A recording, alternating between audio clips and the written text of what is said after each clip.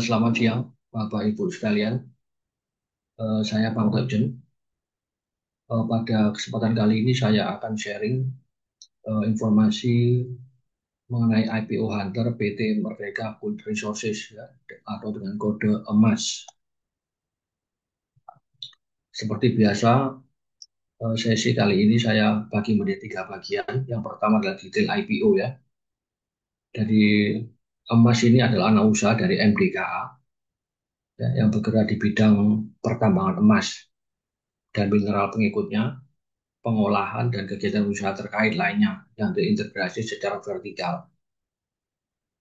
Detail IPO offering adalah tanggal 17 sampai 19 September 2025 mulai hari ini, dan listing di Bursa Efek Indonesia tanggal 23 September 2025.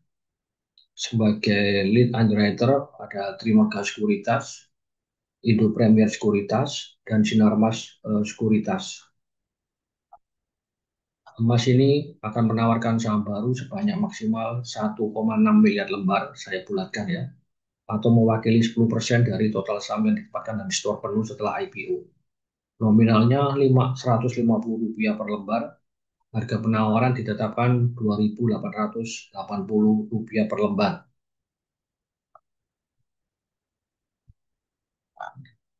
Ini adalah pemegang saham dari emas, ya, yaitu MCG adalah MDKA ya, Merdeka Copper and Gold ya, 70% kurang lebih ya.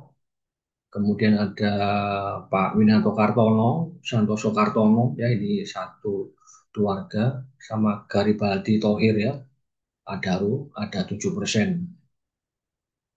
Ya. Kemudian setelah IPO masuk masyarakat ya, 1,6 miliar lembar atau 10%. Ya. Pemegang saham pengendali tetap di MDKA ya, 62%. Yang di atas 5% ada Bapak Winanto Kartono, 9,18%. Garibaldi Thohir 6,14%. Ya, ini pembatasan seperti biasa ya, bahwa pemegang saham pengendali tidak menjual kepemilikannya atau tetap mempertahankan status sebagai pengendali perseroan ya, 50,1% ya. Untuk rencana penggunaan dana $20 juta ini akan disalurkan perseroan dalam bentuk uang muka setoran modal secara bertahap kepada PBD, ini anak usahanya ya. Kemudian sebesar 20 juta US dollar dalam bentuk pinjaman kepada PETS, juga anak usaha ya. Dan sisanya mayoritas ya, sekitar 66%, 86% ini untuk membayar lebih awal kepada MDKA ya.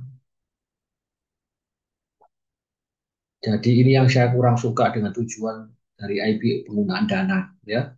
Jadi sekitar 86% untuk bayar utang kepada MDKA ya, dan sebagian kecil untuk anak usahanya ya. Jadi emas ini didirikan tahun 2015 ya. Tahun 2025 berubah nama menjadi Merdeka Gold Resources. Ya, ini adalah keterangan dari anak usahanya ya. Ada PBT, Industri Pembuatan Logam ya.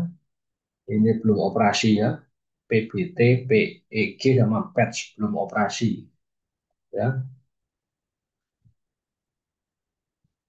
Kemudian ada MMI, ini yang beroperasi ya. Saat ini anak anak usaha yang sudah beroperasi adalah MMI ini ya, tahun 2023 ya, yang lainnya belum ya. Yang signifikan dari anak usaha itu, yang signifikan ada empat ini ya, semuanya ada di Gorontalo ya, di Sulawesi. GSM, PBT, dan PETS merupakan anak usaha yang signifikan karena memberikan kontribusi sebesar 20%, 16%, dan 14% dari jumlah aset ya, dari jumlah aset ya, dari bukan dari pendapatan tapi dari jumlah aset. ya. Yang lainnya kecil, ya. Jadi proyek emas Pani namanya milik grup emas ini, ya. Ada dua macam yaitu dengan izin IUP, ya, IUP milik Patch seluas 100 hektar. Ini nggak luas ya di Gorontalo, dan wilayah izin KK milik GSM seluas 14.000 hektar. Ini yang cukup luas, ya.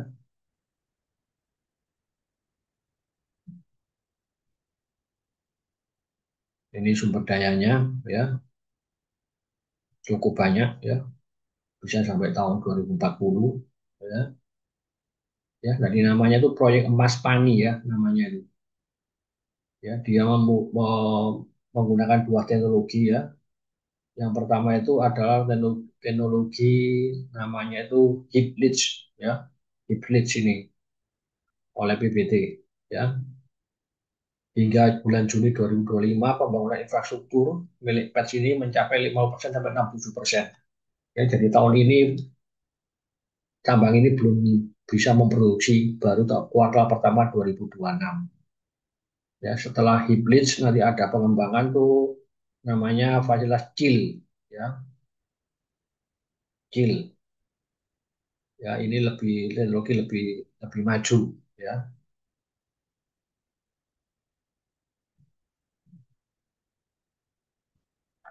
Kemudian emas ini ada sponsornya yaitu Grup Provident, Saratoga dan Grup Thohir ya. Ya, jadi ini ya wilayah penambangannya, ya, IUP oleh Patch 1 hektar, nggak banyak, nggak luas, ya. Izin KK GSM 14.000 luas ya. Ini adalah rencana produksi emas di proyek Emas Pani ya. Dalam metode HIP sama leach. HIP ini yang warna hitam ini ya, ya. Yang warna abu-abu itu carbon in leach ya, chill ya. Jadi untuk masa depan yang chill ini lebih lebih banyak produksinya ya, karena teknologinya lebih lebih lebih maju dan lebih efisien. Terjadi pelonjakan produksi emas itu dari tahun 2028 sampai 2029. Ya, di mana perluasan dengan carbon index gold production ini mulai beroperasi di tahun 2029. Ya, 2025 produksi masih nol, 2026 ada sekitar 80, ya, 80 ribu ons ya emas tahun 2026 ini produksi ya. Kalau penjualan pasti lebih rendah ya. Nanti ada persediaan ya. Ini ya.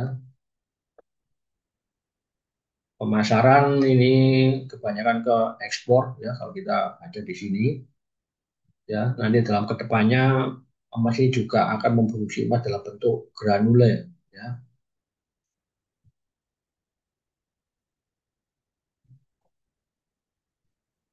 Persaingan juga cukup banyak ya di Indonesia. Permintaan emas ini ya.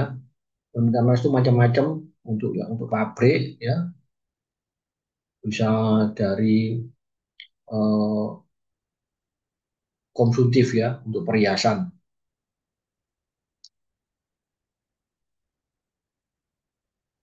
Ini adalah pasokan emas dari produksi tambang ya. Ini global ya, cenderung turun ya.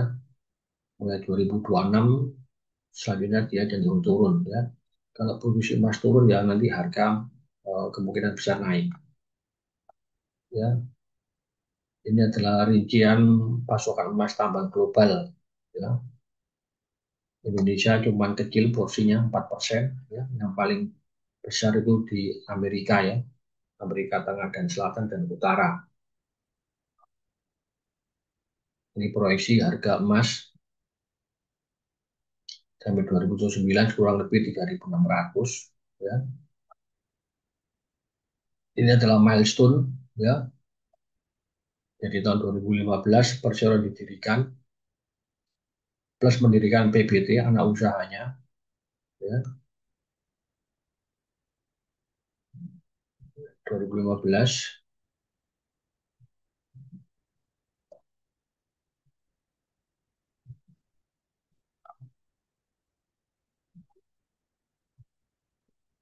Nah, ini ya, jadi dia itu mulai mendirikan banyak akuisisi sama pendirian anak usaha itu di tahun 2020 sampai 2024 ya.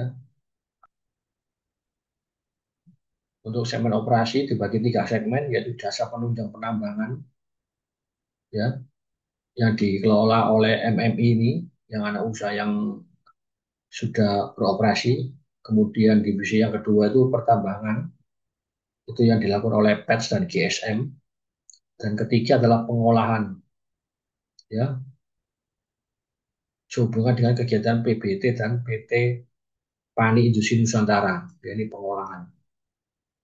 Ya, ini adalah revenue breakdown ya jasa penunjang penambangan ini ya yang lain nol semua ya karena belum beroperasi ya jadi selama ini tahun mulai 2023 itu baru ada revenue dari MMI ini ya 2022 nol ya jadi apa aja ini perusahaan baru nih ya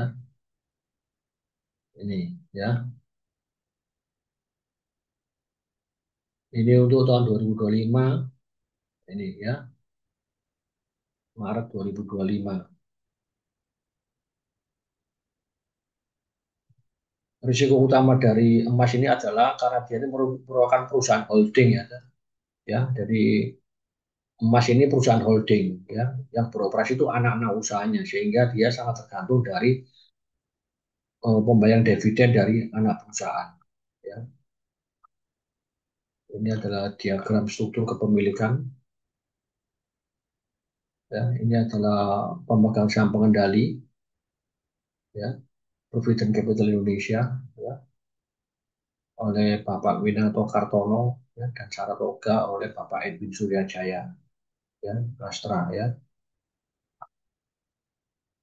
Ini adalah Presiden Komisaris Hardi Wijaya Leong ya. Ini grupnya ini juga orang orang penting juga di sini ya.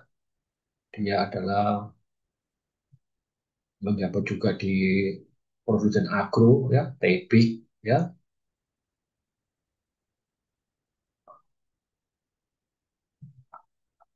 Kemudian Board Independen, Direksi Pak Boyke Purbaya Abidin, umur 61 tahun ya. Albert Saputro, umur 39. Ini juga orang sekuritas ini ya. Dia pernah kerja di Macquarie sama Gereja Verdana ya. Ada hubungan afiliasi dengan pemegang saham pengendali ya. Albert Saputro ini orang bule ya, umur 58 ini di accounting ya pernah kerja di Arthur Anderson KAP. Kemudian Pak Adi Adriansyah Sukri 10 tahun juga cukup banyak pengalamannya tidak ada hubungan afiliasi ya ini adalah laporan keuangan neraca ya pos yang paling besar jumlah aset ya per Maret 2025 itu 543 juta US dollar ya pos yang penting ada di aset tetap 195 juta dan aset eksplorasi dan evaluasi 182 juta. Aset eksplorasi ini biaya-biaya eksplorasi ya jadi bisa sukses bisa gagal. Ya kalau yang gagal ya berarti ya nanti ya nilainya hangus ya. Kemudian ada dari liabilities total liabilitiesnya 280 juta dolar. Yang paling penting itu di pinjaman dari pihak afiliasi ya 174 juta dolar ya. Kemudian kita lihat ekuitas, return earning-nya sejak tahun 2022 negatif. Ya. Terakhir 43 juta US dollar return earning. Ya. Ini untuk revenue tahun Maret 2025 kosong ya karena MMP itu mendapat apa pembayaran dari anak usahanya sendiri. Jadi ada eliminasi jadi nol ya. Per Maret 2025 rugi bersih 9 juta dolar. Ya, sejak tahun 2022 rugi, rugi terus ini. Ya, rugi terus ya. Rugi usaha juga rugi usaha, rugi terus ini sejak 2022. Ya, yang laba kotor baru ada laba kotor positif ya. Jadi kalau kita ngitung EPS agak susah mahal ini ya. Ya, kemudian kita ke ringkasan ya. Ke ringkasan ini ya. Jadi jumlah lembar saham yang investor penuh setelah IPO itu 16,2 miliar lembar. Ya, harga IPO 2.880 sehingga dia mendapatkan dana IPO sekitar 4,7 triliun atau netnya 4,5 triliun. Ya, asumsi biaya emisi 4% dan kursnya 16.500 US dollar rupiah. Ya, ini 4,5 triliun ini mewakili 50% dari total aktiva per Maret 2025, cukup signifikan, saya kurang suka, dan 100% dari ekuitas. Ya, saya nggak suka sekali. Ya, rencana penggunaan dana 86% untuk bayar utang ke MDKA. Ya, saya kasih warna merah nggak suka. Ya, didirikan tahun 2015, usianya 9 tahun. Ya, ini ada beberapa anak perusahaan. Ya, belum operasi, yang cuma operasi cuma MMI. Ya, yang utama anak perusahaan adalah Pets dan GSM. Ya, ini sama MMI. Ya, dia punya wilayah operasi tambah di Gorontalo ya, satu wilayah. Jadi saya kurang suka tidak ada diversifikasi. Ya, kreditur banknya cukup bonafit ya. Pemegang saham pendali ini ya, pengendali MBK saat ini adalah Provident Capital ya, Bapak Winato Kartono dan Saratoga Surabaya. Ya, ini adalah laporan keuangan ya. Ini kebanyakan warna merah semua ya. Ya, debt-nya 106% ya, baik ya. Dari laporan keuangan ini saya simpulkan fundamentalnya buruk ya, buruk ya untuk sampai 2025 Maret ya. Kemudian untuk valuasinya, salesnya saya perkirakan mencapai 3,2 triliun, net profit asumsi NPM 5% ketemu 160 miliar rupiah tahun 2026, EPS-nya 10 rupiah, sehingga PR-nya 288 kali, sangat-sangat mahal. PBV ketemu book value per share 545 rupiah sehingga PBV-nya 5,28 kali. Valuasi sangat mahal, saya nggak rated saham ini. Ini adalah perbandingan dari MDKA, ARCI, BRMS, BSAP, dan emas. Ya, di sini kita lihat emas ini PBV-nya sangat mahal, paling mahal ya, paling murah BRMS sama ARCI. Ya, ini adalah poin-poin yang saya suka dan yang saya tidak suka. Ya, jadi kalau secara fundamental saya nggak rekomendasi, tapi kalau untuk mau nyopet-nyopet di hari pertama ya silakan, cuma tergantung dari penjatahan. Ya, terima kasih sebelumnya ya. Disclaimer on ya, Bapak Ibu sekalian, saya tidak bertanggung jawab atas kenaikan atau penurunan harga saham. Ya, pelajari dulu sebelum Bapak Ibu membeli atau menjual, dan kalau ada yang ditanyakan silakan WA ke saya. Terima kasih Bapak Ibu sekalian, saya minta maaf jika ada kata-kata yang kurang berkenan. Salam sehat selalu, Tuhan memberkati kita semua. Terima kasih.